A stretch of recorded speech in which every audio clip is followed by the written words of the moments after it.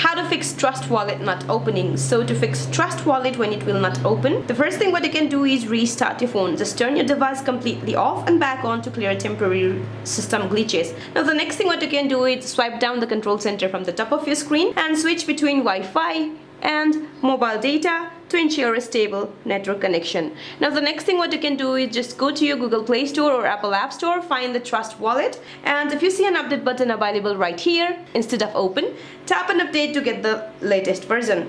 Now the next thing what you can do is, if you are an Android device, go to phone settings, find apps, select Trust Wallet, choose storage and tap clear cache. Do not tap clear data unless you have your 12-word recovery phrase saved. Now the next thing what you can do is go to the existing Trust Wallet app on your device. Now tap and hold on it, then tap delete app, then tap delete to confirm it. Once deleted, go to your app store, find the Trust Wallet and then reinstall it from there. So that's it for this video guys. I hope this video is helpful. Please don't forget to like and subscribe. See you in my next video.